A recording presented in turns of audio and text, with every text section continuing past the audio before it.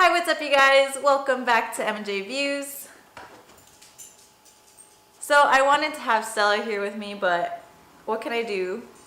Are you gonna sit here or not? You wanna sit here? Okay. Good girl. So we got a question from a subscriber that said if I would consider making a puppy guide or puppy fundamentals for having Aussie pups. And then she also said, my Aussie will have a litter for the first time and I don't want to make any mistakes. I just want to know how to take care of a newborn puppy, Aussies in specific, and what better way than learning it from the best. I just want to say we're not experts. I'm just going to be talking from our experience as breeding Australian Shepherds. I'm going to go through just the fundamentals of how we take care of our newborn puppies. This is our lovely dog that we breed. Her name is Stella, and she's a blue merle. She has a brown eye and a blue eye, and that's pretty much it. Bless you. She's had 2 litters so far, so we do plan on having a 3rd litter, and that will be it from our Australian Shepherd. But yeah, besides that, let's just get right onto the video. Okay, so right off the bat is when they actually give birth. I think this will be not the most stressful, but the most hardest part of actually taking care of the puppy. They're so fragile when they're born, and you have to be really careful handling them properly. So for this, I would just recommend having supplies in hand while they're giving birth to the puppies. Sterile scissors for cutting the umbilical cord. Warm blankets for keeping them warm while the mom is still going through the birth process. You're gonna have to separate them, and you want somewhere where they're warm. From experience, I never used this, but a bulb syringe I think would be good to have just in case the puppy has problems breathing.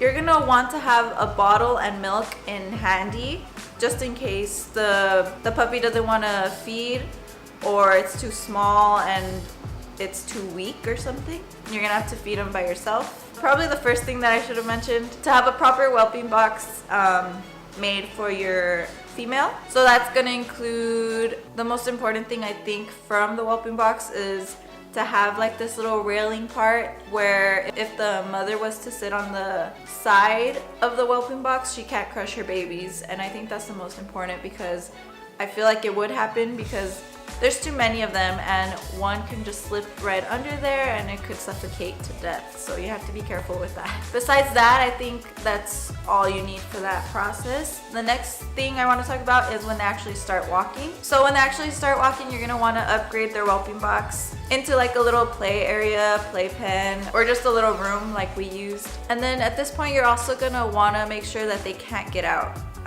Puppies will find any way to get out of their little playpen area, so that's also a very important thing. You don't want puppies roaming around and not knowing where they are. They can get hurt, they could end up ruining your stuff, so this is a very important thing to do. And for this, I would say that you have to be more careful. Their teeth come in as well during this time. They're gonna be chewing, they're gonna be exploring. You're just gonna wanna make it a proper place for them to stay in. Just make sure it's safe, no wires are hanging out, no sharp objects, stuff like that. So when they're actually starting to mature and they're starting to wean off from their mother, this I would say is the most stressful part.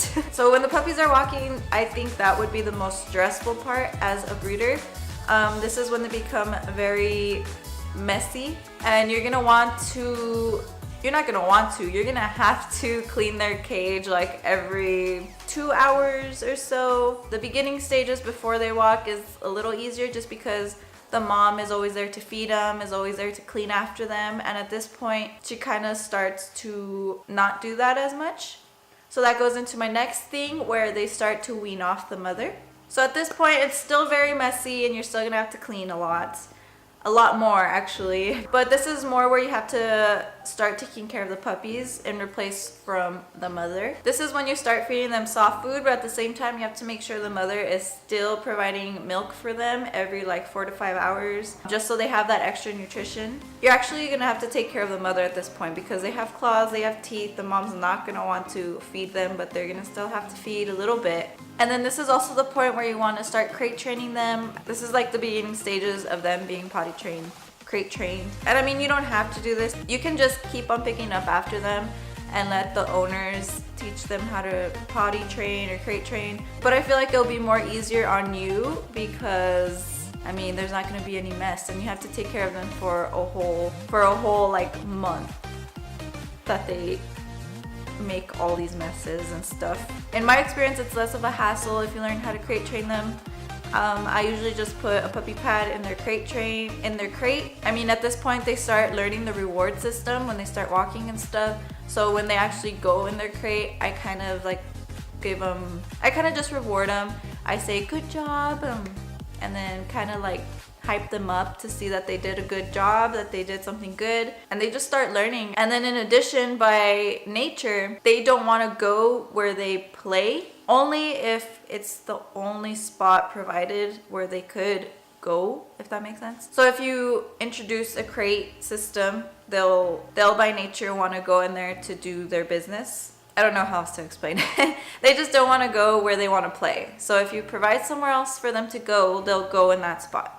That makes sense. Sorry I couldn't explain it any better. So for the last thing, when they're around 6 weeks, you're gonna wanna take them for a checkup. This is to just make sure they're healthy, they have a good weight on them, that their teeth are looking good, their bones, everything is looking good for them. And at this point, I would suggest that you ask your vet for recommendations on their food choices. Our vet recommended Purina Pro Plan, Science Diet, and Origin. And if you want to do like a raw food diet, I would recommend talking to them about that too. 10 this off. Other supplies when they're walking puppies that I would recommend are toys, of course, blankets, a crate, puppy pads, wipies, a playpen, or like a little gate. And I think that's pretty much it. If I forgot anything, of course, leave it in the comments down below to help this subscriber out, or any of you that are in the same situation and you want to learn a little bit more about how to take care of puppies. But besides that, I hope this was informative and helped you out a little bit in your understanding of how to take care of puppies and the steps you have to take in order to provide for them. Thank you for sending us your question, and we'll see you in the next one. Bye!